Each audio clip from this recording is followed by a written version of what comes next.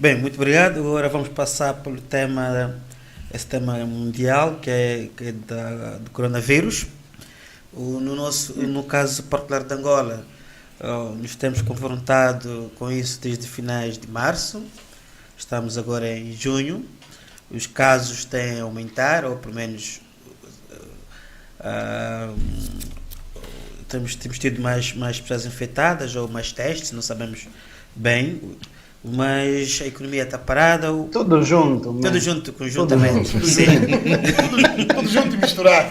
a economia está Mais parada. casos, mais testes, mais reagentes, mais. Exatamente, portanto vamos querer só cada um de vós aí 5 minutinhos para falar sobre a vossa apreciação daquilo que tem sido a maneira como, obviamente, o governo tem estado a lidar com isso. Eu, particularmente, também vos colocava, se vocês não acham que esse tema mereceria uma maior presença do Presidente da República. Acho que não, se eu bem me lembro, até hoje, o Presidente da República nunca se deu uma entrevista direta para falar concretamente sobre isso. Portanto, há a Ministra da Saúde, há não sei o quê, mas estamos na presença de um governo unipessoal e parece que a cabeça desse governo, na minha perspectiva, pelo menos, acho que mereceria uma maior presença. Começaria pelo Carlos agora. David, eu em relação a tudo que se está a fazer para lidarmos com esta ameaça invisível, se quiser ser simpático e aqui olhar do ponto de vista daquilo que é a atuação das políticas públicas, que toda a gente fala, mas depois não sabe o que está a falar, se nós olharmos que as políticas públicas não são mais senão um conjunto de decisões tomadas por decisores públicos com responsabilidade para resolver problemas sociais, políticos e econômicos, a abordagem do Executivo no que a Covid diz respeito, ao Covid diz respeito, eu tenho 3 fases. Na primeira fase, março, com os estados de emergência, os primeiros 30 dias, eu diria que a medida foi acertada, porque estava-se a lidar com, além do problema em si ser um problema invisível, havia também muito desconhecimento. Seja a própria OMS, seja a comunidade internacional, havia aqui muito ruído sobre o que é, como agir. E tendo em conta as fragilidades do nosso sistema de saúde, a mim me parece, hoje, com essa distância suficiente, posso dizer que o Executivo esteve bem. Portanto, a ação do Executivo era evitar que a doença entrasse. Mas depois aqui, obrigações humanitárias, e houve problema de descoordenação, que a própria Ministra da Saúde assumiu já nas entrevistas que deu, e dessa descoordenação o problema entrou. Depois de ter entrado, o foco era evitar que se perdesse controle do problema. E nesse ponto de vista, eu acho que os primeiros 30 dias, 45, conseguiram. E aqui também podemos discutir, conseguiram mesmo conter a propagação, não conseguiram, fizeram menos testes, tivemos menos reagente, podemos pôr tudo no pacote, mas facto é que nos primeiros 30 dias se conseguiu, não se travou, a doença entrou, mas se conseguiu confinar a doença. Então, nesse ponto de vista, acho que teve bastante bem o Executivo. E, em simultâneo, foi criando condições para nos prepararmos para o pior, quer dizer, se perdermos o controle da situação, temos que ter capacidade reativa. Agora, passado esse período, enquanto se preparavam as condições para lidar com esse problema, me parece que faltou reflexão de conjunto. Uma coisa que os outros países têm são laboratórios de análise socioeconômica, né? Um gabinete de crise. Enquanto você trava, tem que refletir no day after. Faltou-nos isso. Tanto nos faltou que nos arrastamos para 45 dias, nos arrastamos para 60, e quando estávamos a chegar a 60 é que nos perguntamos, e agora vamos fazer como? Se calhar vamos declarar calamidade e tudo mais. Depois nos lembramos, não temos lei. Ok, então vamos fazer a lei a correr, vamos lá revisar a lei a correr. Essa parte aqui do day after não tivemos tão bem. Tanto não tivemos bem que todos vimos a correria que foi do Parlamento e todos para fazer a revisão da lei de calamidade. Também nós estivemos bem, porque depois começamos. E agora, o que é que vamos pôr no estado de calamidade? Recomeçamos as aulas, não recomeçamos, reabrimos a economia, não reabrimos. Portanto, esse gabinete de reflexão de crise faz-nos falta, que vai dando inputs para os decisores políticos. É verdade também, e o Francisco saberá melhor que todos nós, no final a decisão é sempre política, e a responsabilidade é política. Mas ter um gabinete de crise que pensa o país, que reflete rápido, produz relatório, analisa o que se passa no mundo, não é? Cria cenários e apresenta para quem tem que decidir, isso faz falta, e faz bastante falta. Então, na segunda fase, sentimos isso. O terceiro momento é este que nós abrimos o país, né, com a declaração de calamidade e saúde pública, mas mantemos confinada Luanda, depois também mantemos confinado Kwanza Norte. Ainda assim, eu acho que Noves Fora, no tempo em que nós estudávamos, fazíamos as contas do Noves Fora, né? Noves Fora, eu às vezes fico aqui a ensinar os meus filhos, que é engraçado para aprender tabuada. Noves Fora, essa segunda fase também está a nos correr bem. A pergunta que fica é, está a nos correr bem pelas decisões que o governo está a tomar? Está a nos correr bem por mera casuística? Eu acho que é um conjunto de tudo. Estamos com a sorte do nosso lado, mas as medidas também, à medida que o tempo passa, vão sendo mais assertivas. E ao serem mais assertivas, vão nos protegendo.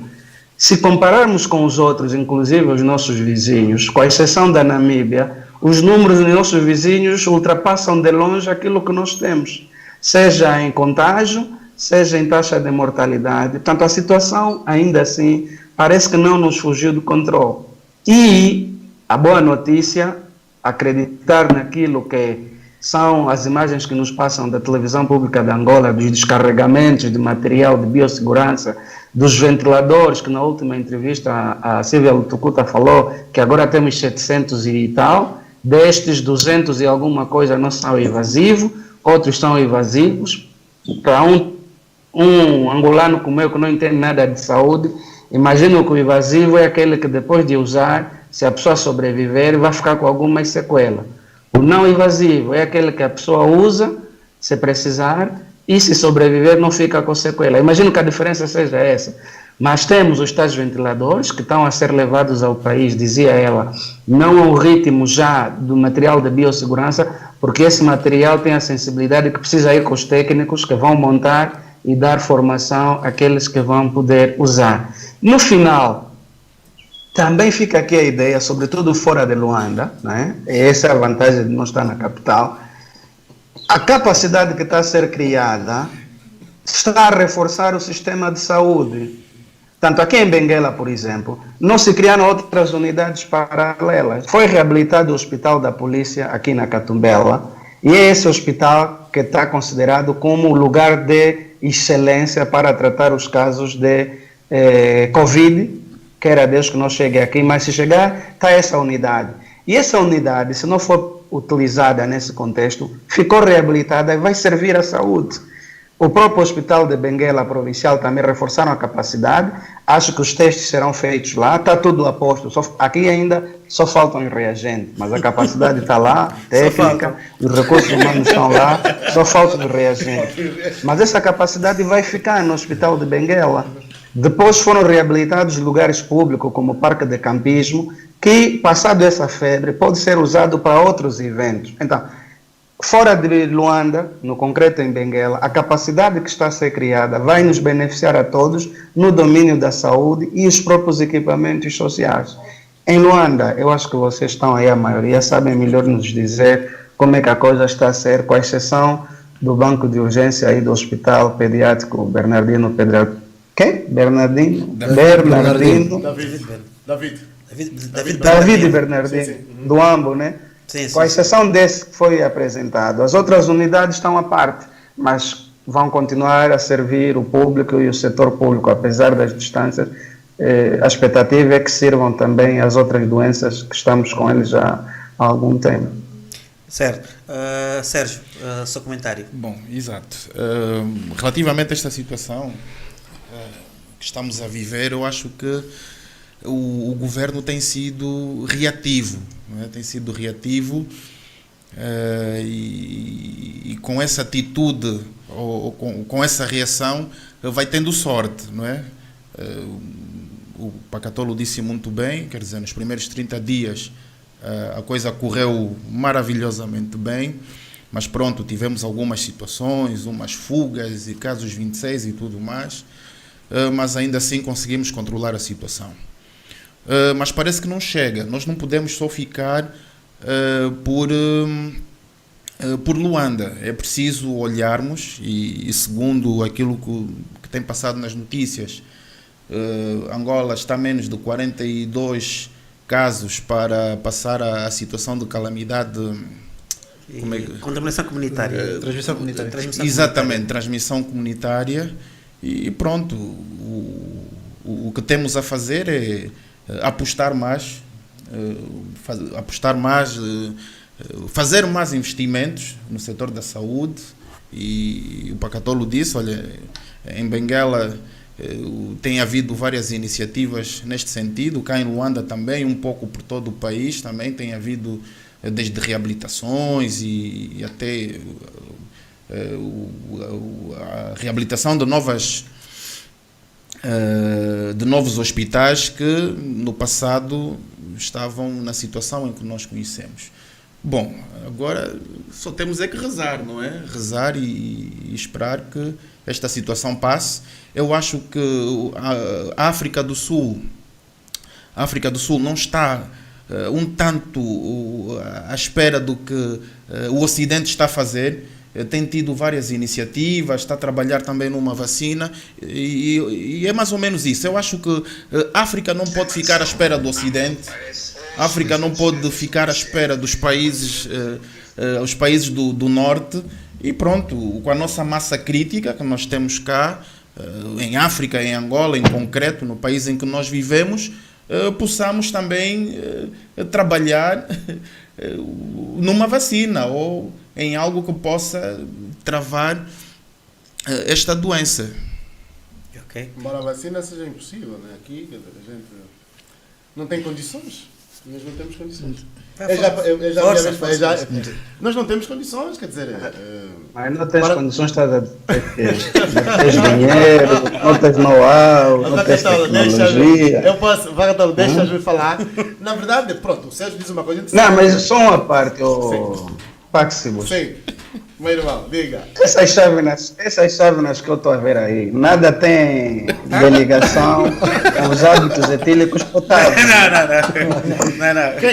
Quem organizou a conversa é o David Boia. Vai te perguntar o Boia, quer dizer. Não, nada a ver. Hábitos etílicos potáveis, né? Isso Nada é chá, nada gengibre. Exatamente.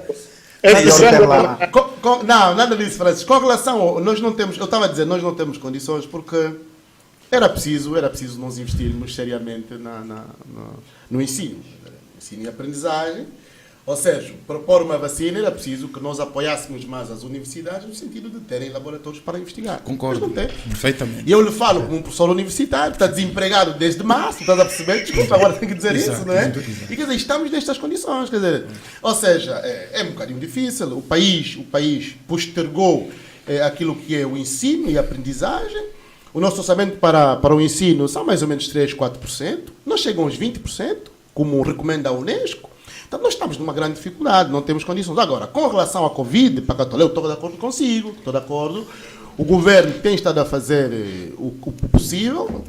Agora, é evidente que alguém, no princípio, queria se beneficiar com aquela questão dos materiais que vinham da China, não é? Percebemos que foi... Mais uma vez, mesmo na pandemia.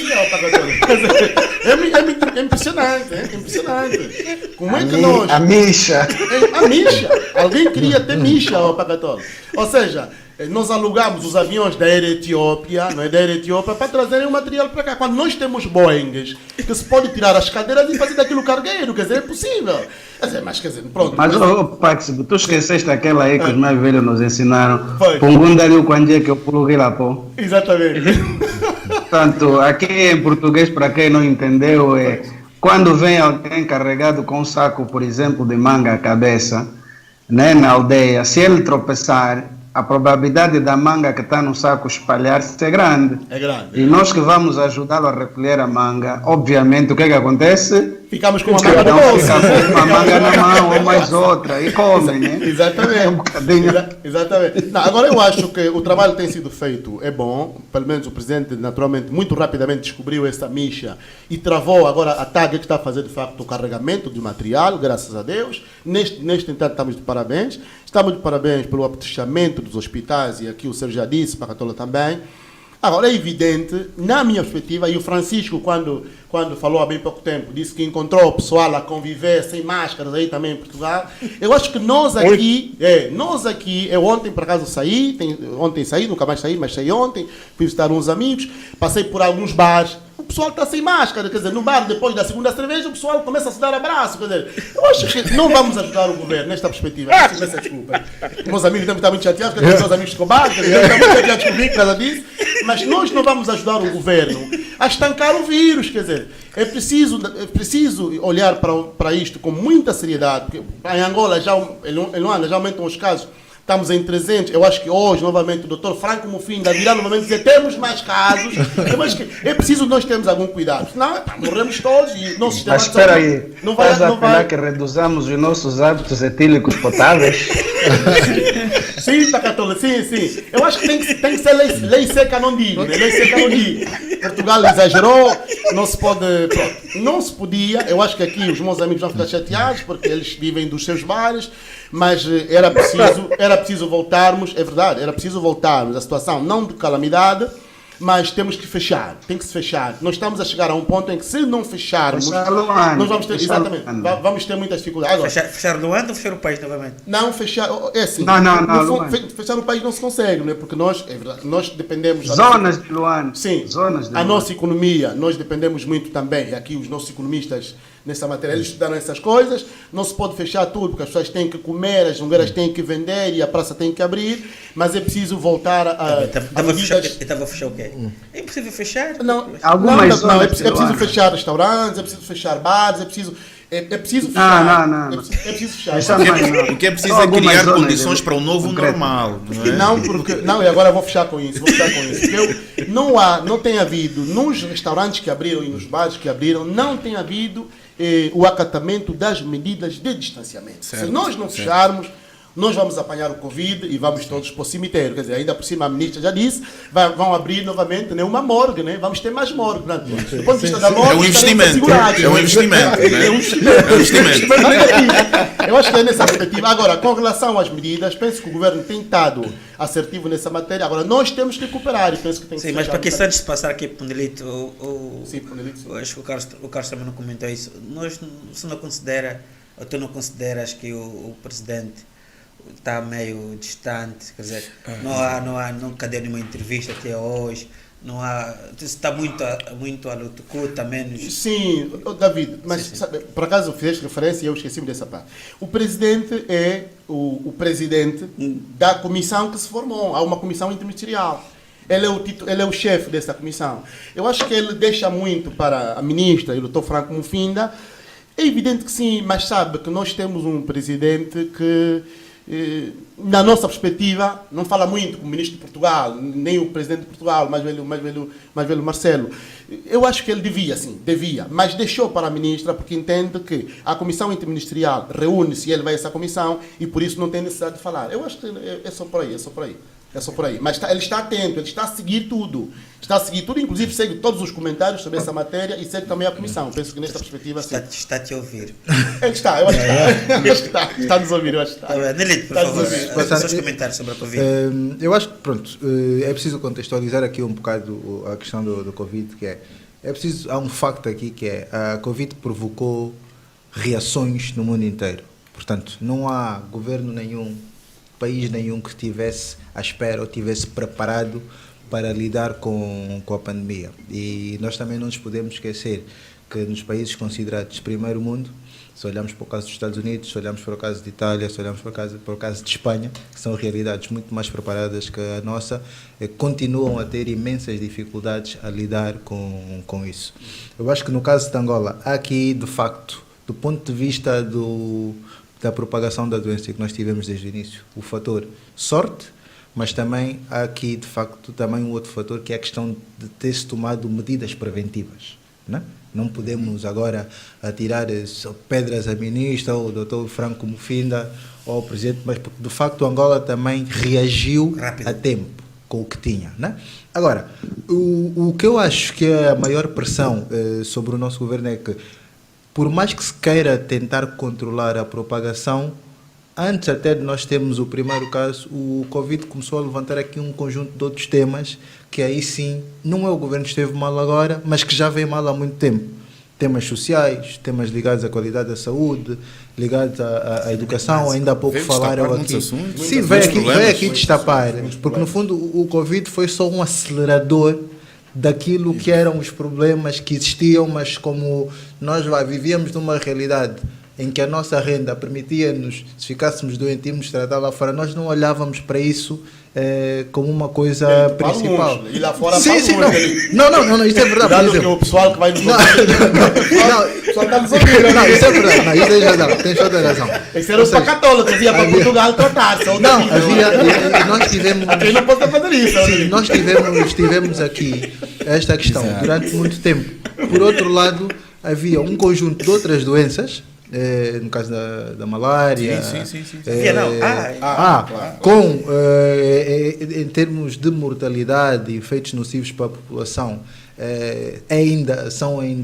os números são muito mais expressivos do que os da Covid, mas só que, ou seja, nós quase que nos habituamos a conviver com outras pandemias que iam dissipar, então aquilo já tinha entrado no nosso normal. Portanto, o Covid tornou-se uma doença mediática. E no caso da Angola, nós seguimos, como nós chamamos de dizer aqui no Calão, seguimos sim as normas, mas também seguimos uma bala de tornarmos aquilo ainda mais mediática daquilo de facto são os nossos problemas.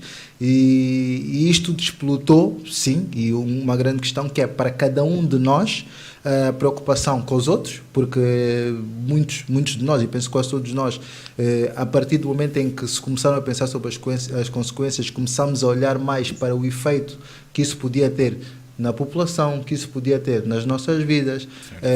Até algum tempo não se discutia muito, ou seja, falava-se de forma um bocado branda da questão do saneamento nas escolas e de repente torna-se um tema quando nós percebemos que o sistema de ensino, para mim é que não é só a questão do Covid, não há saneamento, Angola não tem sequer condições para desconfinar. E eu viste aquela, peço desculpa, viste aquela, ou seja, a TVzinho passou a semana passada, 71% dos alunos na escola pública defecam ao ar livre, ouviste isso? Quer dizer, sim. Para mim é espantoso, como é que é possível, quer dizer, defecar ao ar livre? Vai o aluno e o professor, não, quer dizer, estás a ver o que é isso? É terrível. E dizes bem.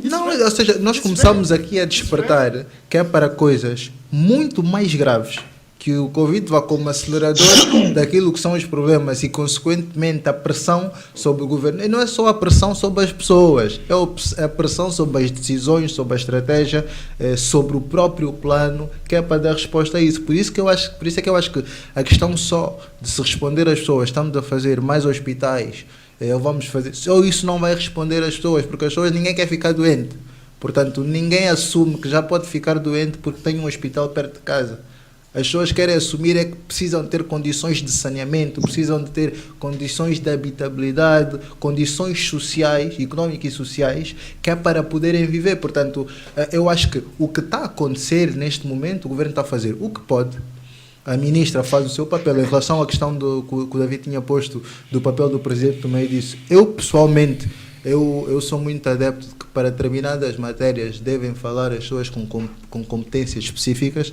Se a pessoa com competência para falar do tema da saúde é a ministra e o Dr. Franco Mufinda, que sejam eles a pegar e a debater. Naturalmente vão debater com mais propriedade e têm mais acesso aos números que o Presidente da República. Agora, vai caber sim ao Presidente da República, dentro do seu papel, conseguir também de alguma forma dizer, de modo geral, o que é que se está a pensar para Angola no futuro, caso surjam novas situações, e como é que nós vamos combater aquilo que já eram as situações anteriores, né? Que rumo é que se quer dar. Mas eu, nesta perspectiva, também acho que este discurso, embora não específico do ponto de vista da doença, mas daquilo que podem ser as estratégias para nós alterarmos o futuro, sim, tem que ser encabeçado pelo Presidente da República. Sim, se me permitirem, o David queria dizer Exato. Bom, a questão do presidente é quanto mais não seja para passar a confiança para a população. Eu acho que é mais nessa perspectiva. Naturalmente que esta comissão interministerial pronto, tem as pessoas certas para passar essa informação da situação da pandemia no país, não é? Mas é sempre bom. Mas, por exemplo, da Coreia do Sul ou do Japão, que numa fase inicial, quando se diz às pessoas vá para casa, fique em casa fechado, isso é mais fácil. Mas depois de um certo tempo que começa a faltar o recurso em casa para adquirir as coisas, e Angola sofre mais com isto porque a economia é feita do que se ganha no cotidiano. Eu costumo dizer que muitas das pessoas em África não podem estar preocupadas com a acumulação porque estão preocupadas com a próxima refeição. Quem se preocupa com a próxima refeição não tem perspectiva estratégica, é só o imediato.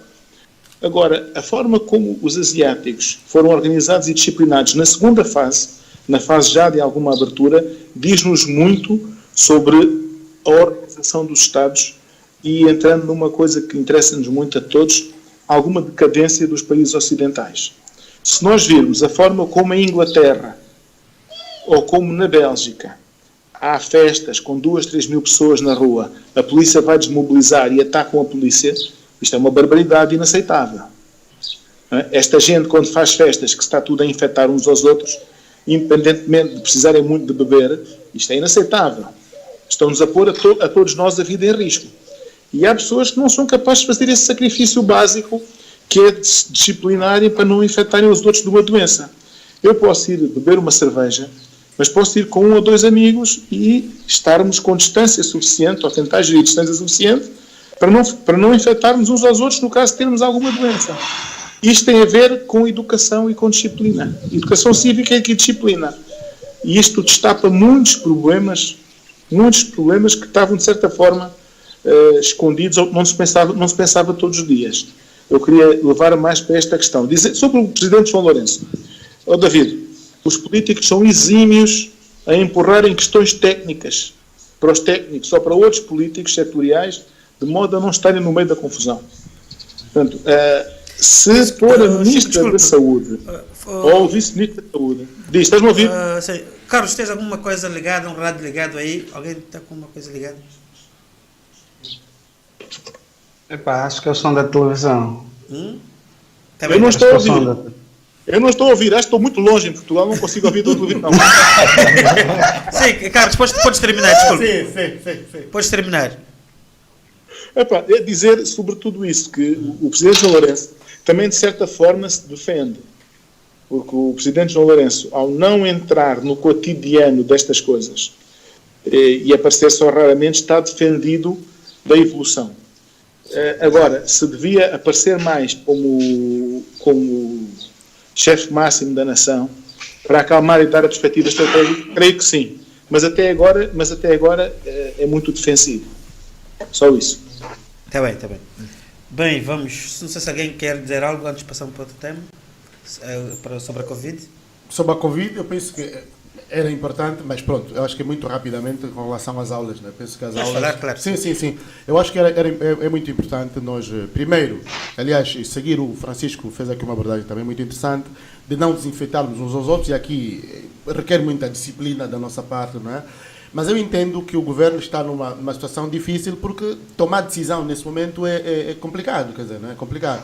Se as aulas começam, se não começam, se nós adiamos o ano letivo, se começamos em setembro ou só o próximo ano, eu penso que vai depender efetivamente daquilo que a ministra, e o Francisco disse bem, a ministra Silvia Lutucuta tem sido uma boa ministra nesse sentido, está preocupada, está presente, aparece, justifica, penso que sim, tem sido bem. Agora, vamos naturalmente depender daquilo que o nosso Ministério da Saúde determinar com relação às aulas, mas eu acho que nós devíamos efetivamente adiar as aulas, começá-las ou só no próximo ano ou então em setembro, dependendo de facto da disciplina, da não contaminação, tanto do aumento de casos no país. Penso que devemos pensar nisto também. Ok. Desculpa, não ouvi, tinha saído, qual era o ponto? As aulas. As aulas, Pacatola, as aulas. Sim. Porque isso acaba por dizer que, face à situação, seria mais prudente, talvez, passar isso para o próximo ano. Não, eu não concordo de todo com isso. Aliás, eu ia mesmo pedir palavra para esse último elemento, que tem a ver com Com as aulas. Acho que não é muito, como Estado, como país, não é muito recomendável, 45 anos depois, estarmos a assentar as nossas decisões no eu acho que, eu penso que, eu imagino que, sonhei que. Isso não ajuda, não ajuda, não ajuda. Repare que nós acho que oferecemos um insight, um estudo preliminar em março, entre a primeira quinzena de emergência para a segunda. Nós arriscamos com recursos próprios, fizemos um insight, um estudo que não tinha representatividade nacional, mas os estudos não representativos de opinião constituem-se como ponto de partida para análises mais representativas. E na altura havia já sinais de que era preciso ter alguma cautela nas medidas que tínhamos adotado no que ao confinamento dizia respeito. Por exemplo, quando você tem uma economia com um peso considerável do setor informal e você enfrenta uma situação como essa e é obrigado a adotar medidas de confinamento, você não pode perder de vista, como disse o Francisco, que tem gente que se não sair, não come. E morre da cura. Sim. Portanto, estamos a olhar para os cupapata, estamos a olhar para os taxistas, estamos a olhar para as próprias praças, né? O nome bonito, mercado informal, mas vamos falar os cupapata, os taxistas, as pessoas que vendem na praça todos os dias. Você está passando nas praças grandes das cidades, 21 horas tem lá gente a vender, e você se interroga, meu Deus, essa hora está a vender mais o quê? Tem a esperança que vai passar um cliente, que vai comprar alguma coisa, para poder levar para casa. As pessoas que estão lá em casa poderem comer. Os filhos.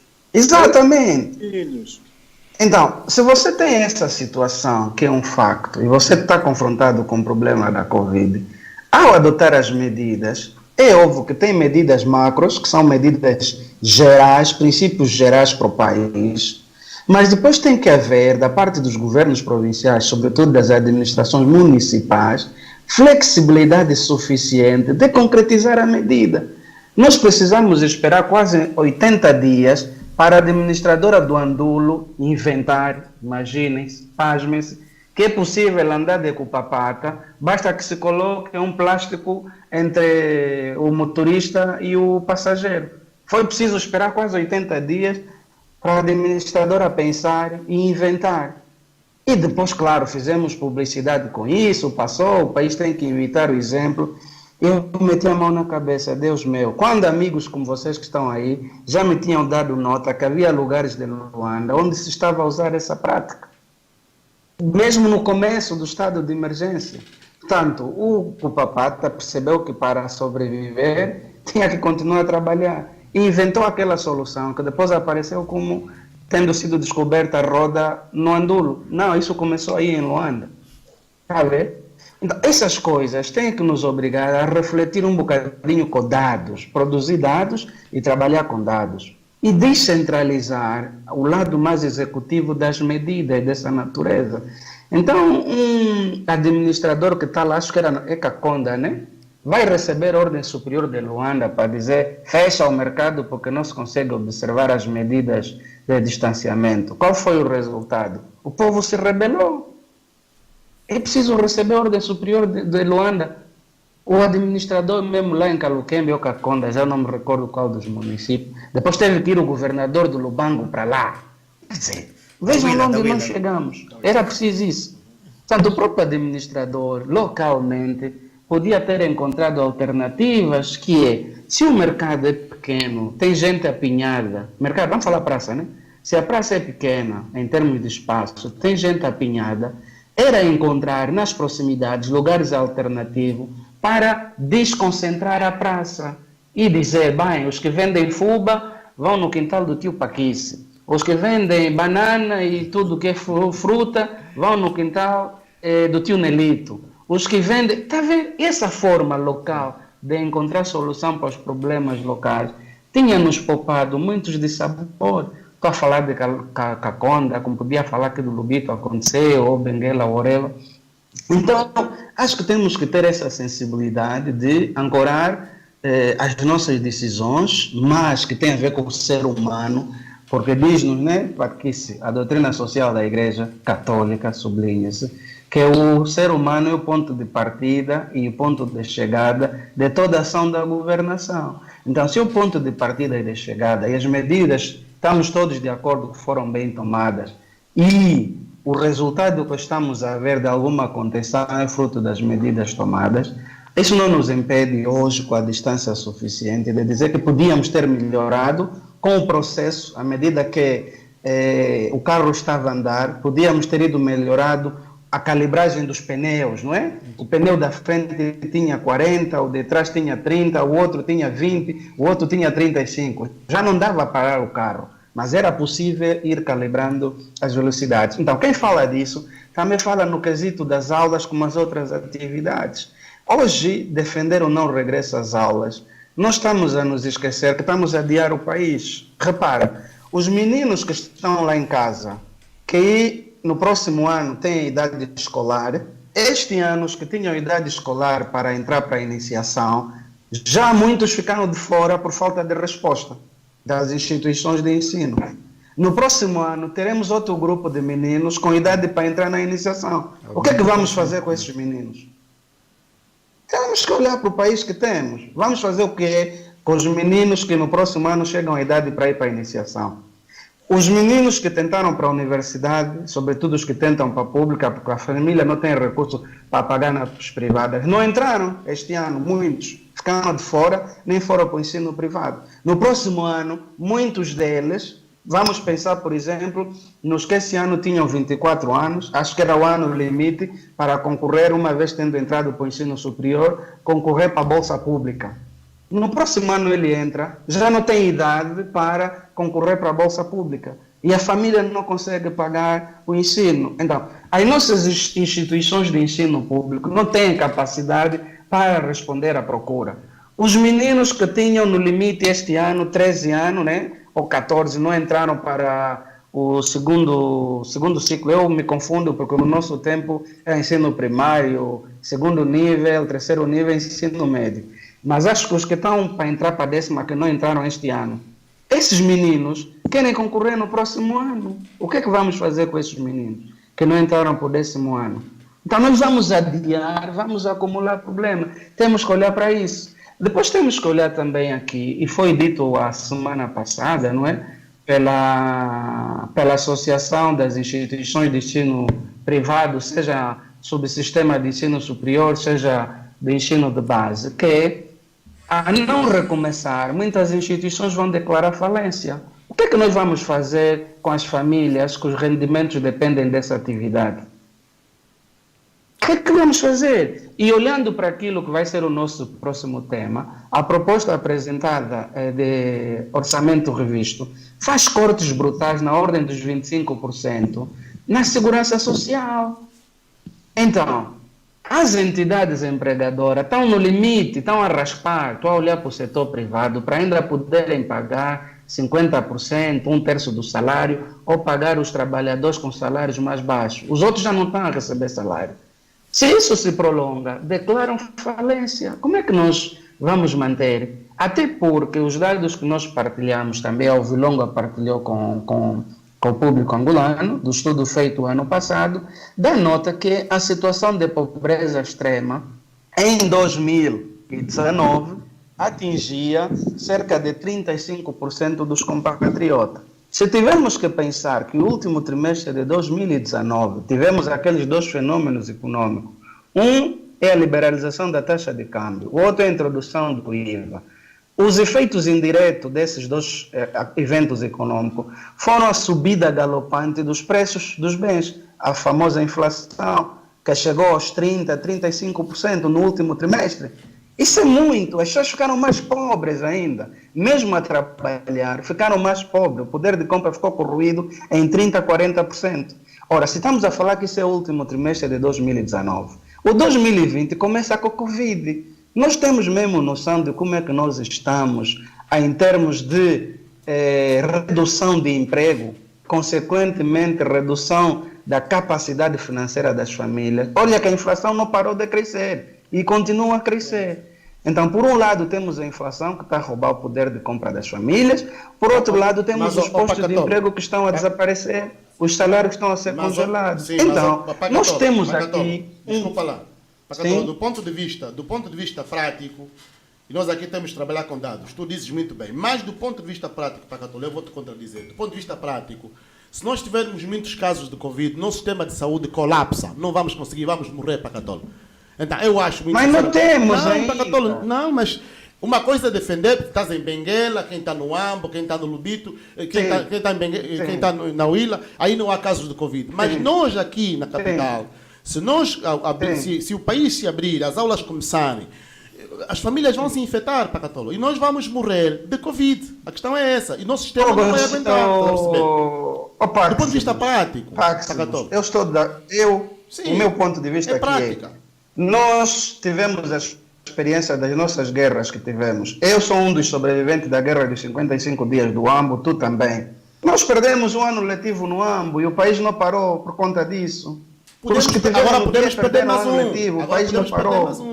Então vamos olhar para o país real. Lá onde se justifica alguma cautela, que é o caso de Luanda, vamos ter cautela. Lá onde se justifica, como é o caso do Kwanza Norte, onde tivemos alguns casos positivos, vamos ter cautela. Agora, por amor de Deus, esse país tem dimensão quase continental. A nossa vizinha Namíbia é menor que a província de Benguela, seja em território, seja em população. Então você quer parar um país com essa dimensão, quando um país ao lado aqui, a Namíbia, é só comparável a Benguela? Então temos que, quando a gente fala em dados, é isso, Paquis. Sim, sim. Vamos olhar para o país real. Tô de acordo, Podemos tô de acordo. parar Luanda? Sim. Podemos parar Kwanza Norte? Sim. Agora, vamos parar mesmo as 18 províncias? Vamos adiar a vida do país? Essa é a minha preocupação. Acho que vamos ter um bocadinho de sensatez nessa abordagem da questão do regresso às aulas. Agora, é óbvio que quem defende isso não está a ser otário, não está... Portanto, o nosso ponto aqui é, se justificar, que se volte a parar. Mas, por enquanto, e aquilo que as autoridades sanitárias nos informam, é que a situação está controlada em Luanda e no Kwanza Norte. Pode descontrolar? Sim, pode, mas isso é 50-50. Tanto os que defendem que pode descontrolar, como os que defendem que está controlado, nesse momento tem 50-50.